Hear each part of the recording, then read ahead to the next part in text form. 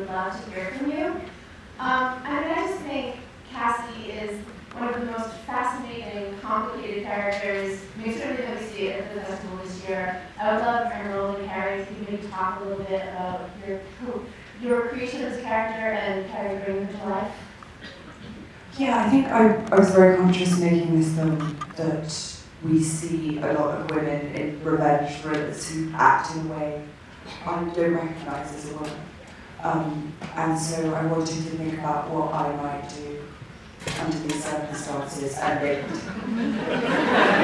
Careful! But I think it would be a lot more existential, a lot more weird than violence. And what I wanted to show with this movie, I guess, is what happens when violence is introduced between a man and a woman, and to be honest about what that is. But in terms of Cassie, I just wanted someone who rejected the culture, the thing that rejected the idea of just like shut up and put up and get on with it. And so, but it was also funny and warm and cool and not kind of sad, when she is sad, but not staring out of a window, wearing grey. Somebody who's on the surface functioning. And Carey is very much functioning on the surface. That's her. She's a genius. And so she came in and made Cassie just completely real.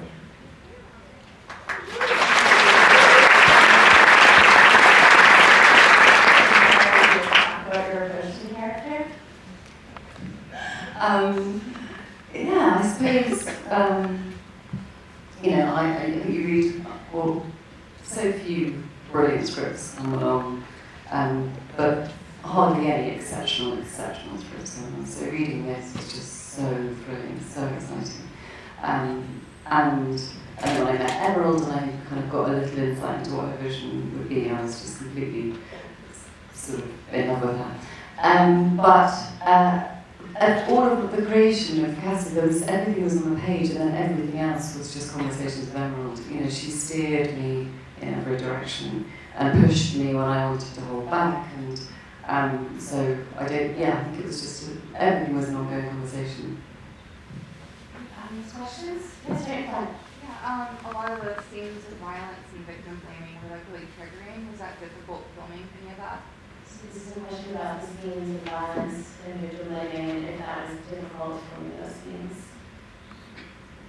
Yeah, I'll take that one. Of course. I think that I feel very strongly that we see so much of this and we're not honest about what it is and what it looks like. And I wanted to make a film that wasn't glib, that wasn't, we can just put on some hot pants and get a machete and get them. Because it's not true. We know it's not true. It's a lie. And so it's a hard watch. But I hope it's also kind of fundamentally honest. And I hope also some of the love and the hope and the promise of forgiveness mitigates some of it. I have a question for Emerald. I can definitely tell this is a movie from someone who writes Killing Eve. Did you do this after you wrapped that, and have you learned anything from doing the show that helped you make the movie? This question about if you're Killing Eve informed how you made the film. Well, I'd written the script really before joining Carey. But I think, I certainly have always been very interested in where horror and comedy and love and hate meet. And so I think those things are similar. But, I think we need to be careful not to conflate everything with women in it. And I do think that there's space for all of it. Killing Eve is just masterful and wonderful and it gave me so much confidence because it's such a big machine and you're shutting down like Parisian train stations. And so it gives you a kind of resolve which helps so much with this. But in terms of the writing, I don't know, I think think they're kind of, they're sort of running parallel rather than entwined, maybe, to be pretentious about it. Entwined. Please. Did you view yourself as a bad guy? Did you view yourself, your character, as a good or bad guy? Great question. Yeah, I think what the movie does very elegantly is sort of interrogate what the idea of a good guy is. And so, you don't need to necessarily be to your core bad to be culpable, I think, in part of the culture. It's like, I think a lot of conversations around this stuff, at least for men, we like to relegate it to like the monsters among us and the bad guys and the Weinsteins and the Cosbys, instead of like recognizing the monstrous behavior that's incredibly common, is like accessible to any, or most heterosexual men, I think, are honest with themselves. So I really tried to play him as good as me. You know, I didn't want to externalize it in a way that felt like, oh, because of where he ends up, I am so not capable of being this person. I think what Emerald did very elegantly in the script is allow men to identify with the behavior on screen. So I didn't try to judge him, I just tried to empathize with him and understand how that behavior is possible. So hopefully the movie lit that further. I don't know, but that was just my, that was my experience. And I know the question was I feel like sort of Alison, you asked you the same question, like how did you write your character? Yeah, I mean, I think Madison kind of represents the female contingent that is part of the societal cover-up of bad behavior by men. And, you know, she certainly learns her lesson over the course of the movie, but I think it's important to recognize it's not only men who can be a part of victim blaming and pointing fingers at what people deem a certain type of woman, and Madison is that type of woman. And then, you know, she learns a little bit to be slightly, but, you know, I think this movie's about having awareness for that sort of thing. For Emerald, I wanted to know, was it a conscious decision to not use the word rape? Because I didn't hear it throughout the movie, or unless I'm wrong. Yeah. But I'm just curious to know why that didn't come up in the film. Yeah, well, I never wanted to show it. I think often in movies like this, we see the incident and we expect that. I don't want to say it, I don't think any of us do, I think we know. And I think men like Al don't ever say that word, ever. You know, even if it's to deny it. And that was important to me.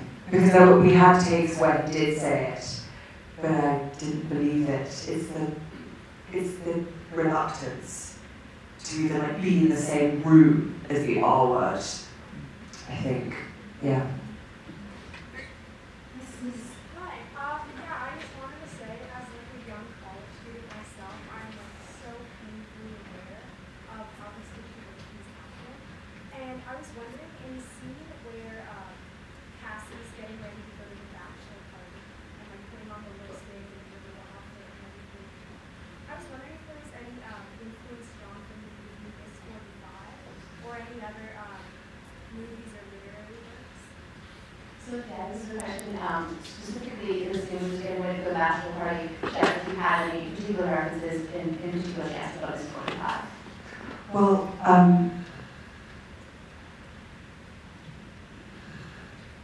I think the aim of the movie in some ways is to subvert, to like love the genre, but also subvert and undermine it. It's really difficult talking about specific films because I now know how hard they are to make. And, you know, there's so many influences from so many genres here that, and one of the things that I would say on the flip side, what I wanted to do was not have anything in this movie that I haven't seen in a comedy of the last 15 years treated as comedy, treated very differently. You know, it's amazing how, in the context of this movie, people say like, oh my God. But we see it from some of our favourite films from not long ago, and we're like, ha, women. They do get drunk. They do get so drunk. Yeah, so I guess that's more sinister to me in a funny way, how pervasive it is culturally. Answer the question, I'm sorry. We have just a couple more questions.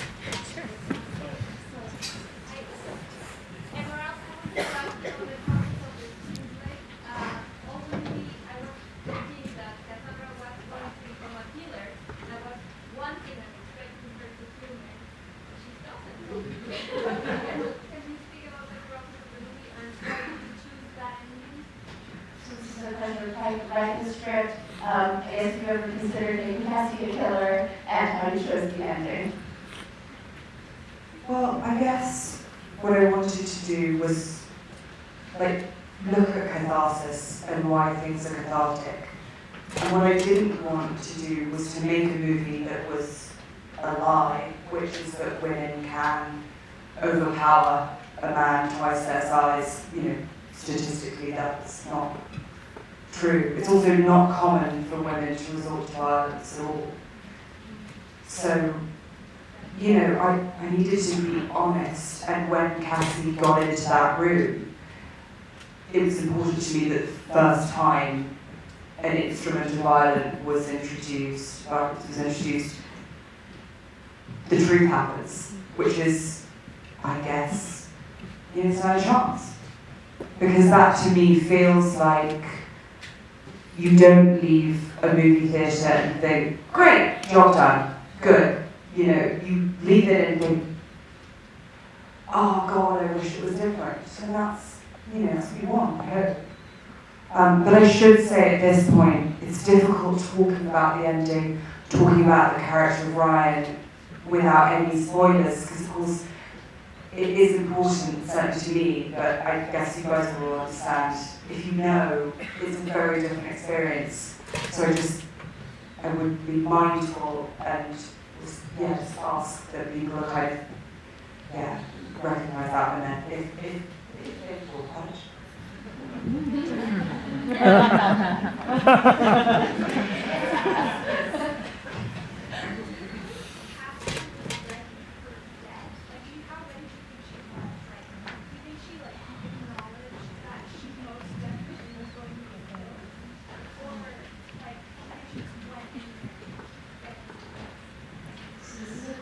Do you think Cassie was ready for death, or she in any way expected what was going to happen? Sorry, I feel like I'm hogging. I think we decided together, didn't we, that it wasn't a suicide mission, but she had become reckless with her life. It wasn't, she planned, as a backup plan to send a tape to Jordan and to release this emotion. She had become reckless, but it was not suicide. It was organized. Well, and look at her book. She's done this a lot. You know, we have to assume that it's not always the Neils who are kind of nice. So I think she's obviously made plans, so she knows what's at risk. But again, you know, you look at so many westerns, you look at so many movies with male protagonists who are on a mission, and it doesn't matter if they live or die, you know. And I think, I don't know, I think it feels different here, but it shouldn't. I'm so sorry, but that's all the time we have. I need to ask you to please be patient and keep your seats as we exit the